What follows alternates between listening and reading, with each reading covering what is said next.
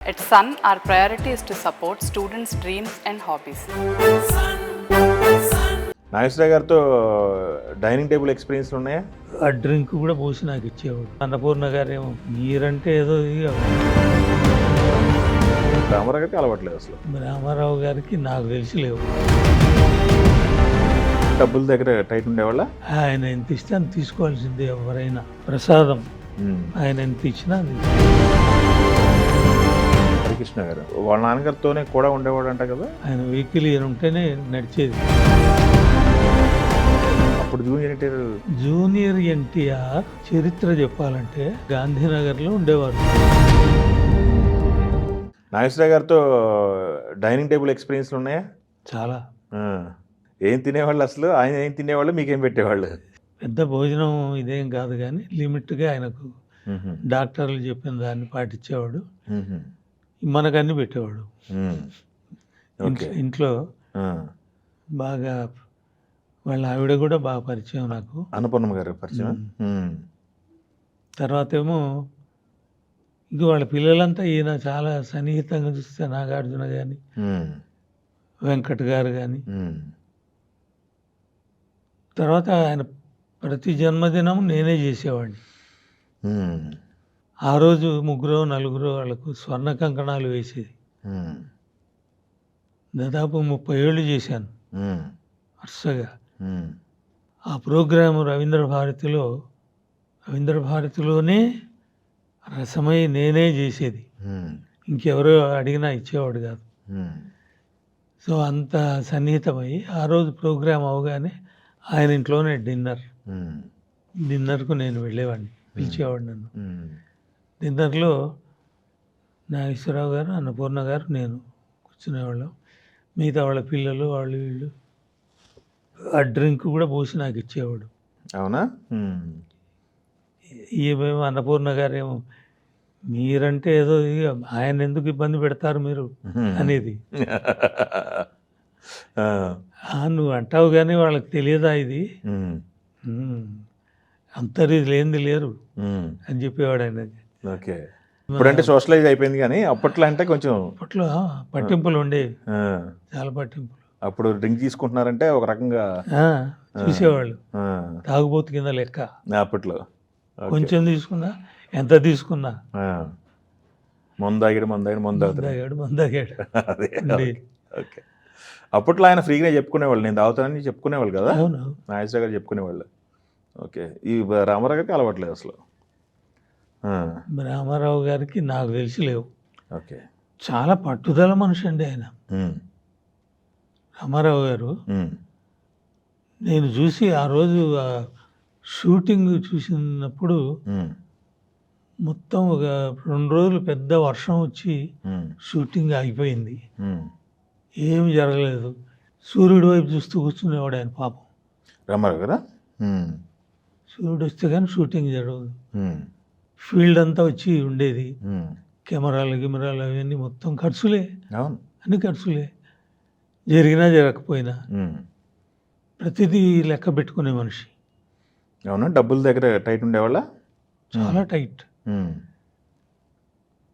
Payment అయ్యాక దీంట్లో తీసి లెక్క పెట్టి ఇచ్చేవాడు. ఆయన ఇచ్చేవాళ్ళ పేమెంట్లు అన్నీ కూడా ఆయన? ఆయన ఎంత ఇస్తే అంత తీసుకోవాల్సిందే ఎవరైనా. అంటే బయట 10 లక్షలు ఇస్తారనుకోండి, ఈయన 5 లక్షలు ఇచ్చినా తీసుకోవాల్సిందే.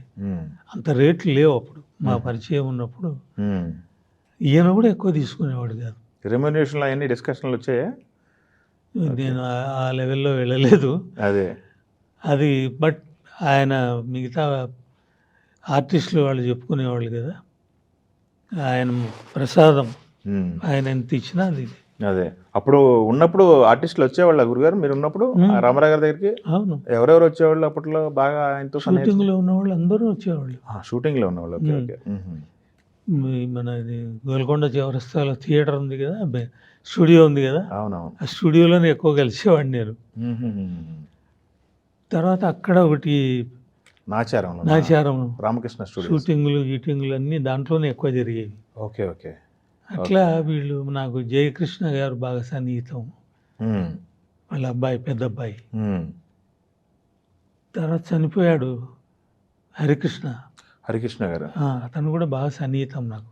కానీ ఎప్పుడు వాళ్ళ నాన్నగారితోనే కూడా ఉండేవాడు అంట కదా ఉండేవాడు. హరికృష్ణ గారు. అవును, ఆ, ఆ కారు నడిపేవాడు. అదే అదే. ఆయన వెహికల్ ఈయన ఉంటేనే నడిచేది. ఆ, నాకు బాగా సన్నిహితం. ఉమ్, హరికృష్ణ గారు. అప్పుడప్పుడు పిలిచేవాడు. ఆ, అక్కడ వాళ్ళ థియేటర్ ఉంది కదా, రామకృష్ణ థియేటర్, ఆ, ఆహ్వానం హోటల్. ఆహ్వానం హోటల్లో ఆయన రూమ్లో కలిసేవాళ్ళం. ఆయనకు రూమ్ ఉంది, పెద్ద రూమ్. ఆహ్వానం హోటల్. ఉమ్. ఓకే. అక్కడ కలిసేవాళ్ళము. ఆ, బాలకృష్ణ కూడా పరిచయం, కానీ ఎక్కువ లింకులు లేవు. అదేలేండి. ఆ. అప్పుడు ఎన్టీఆర్ గారు తెలుసండి? ఇప్పుడు జూనియర్ ఎన్టీఆర్, అప్పుడు జూనియర్ ఎన్టీఆర్. జూనియర్ ఎన్టీఆర్ చరిత్ర చెప్పాలంటే మా గాంధీనగర్లో ఉండేవారు. మా డాటర్ చిన్నమ్మాయి అభినందన ఉంది కదా, వాళ్ళిద్దరు ఒక చోట డ్యాన్స్ నేర్చుకునేవాళ్ళు. Okay okay. Classical dance. డాన్సరా? Classical dance. అవును, డాన్స్. అవును. ఓ, ఇక్కడ ఇద్దరు కలిసి నేర్చుకునేవాళ్ళు. గాంధీనగర్లో మా ఇద్దరు నేర్చుకునేవాళ్ళు. Okay okay. అప్పటి నుండి వాళ్ళ మదర్ వాళ్ళంతా పరిచయం. ఓకే. మా దగ్గరే ఉండేవాళ్ళు. ఆహా. అప్పుడప్పుడు మా ఇంటికి కూడా వచ్చేవాళ్ళు. ఆ. తర్వాత వాళ్ళ మదర్ సిస్టర్ మా పిల్లలకు ట్యూషన్ చెప్పేది. ఆహా. ఇట్లా ఫ్యామిలీ ఫ్రెండ్స్ అప్పుడు. ఓకే. తర్వాత అబ్బాయి అలా అలా అలా అలా ఎదిగిపోయాడు. అట్లా జూనియర్ ఎన్టీఆర్. ఎప్పుడన్నా మామూలుగా వాళ్ళ తాతగారి దగ్గరికి వచ్చినప్పుడు సన్నివేశాలు ఏమన్నా తెలుసా మీకు? లేదు, ఎప్పుడు వెళ్ళలేదు.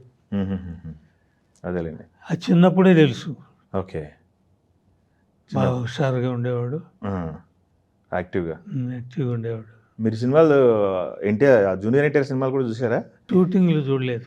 షూటింగ్లు కాదు, మామూలుగా ఆయన యాక్ట్ చేసిన సినిమాలు కానీ అన్నీ చూస్తారా? మీకు బాగా నచ్చిన సినిమాలు అంటే ఏముండే ఇప్పట్లో మీకు? ఇక అబ్బాయి బాగా చేస్తాడు. వాళ్ళ వాళ్ళ తాతగారి పూలికెళ్ళి అన్నీ. ఇంకొంచెం హైట్ ఉండాల్సింది. ఓకే. హైట్ తక్కువ, బట్ అభినయం అంతా తాతగారిదే. ఓకే. అందువల్లే ఇది స్టార్ డమ్ కనుక అన్ని. తెలుగు వన్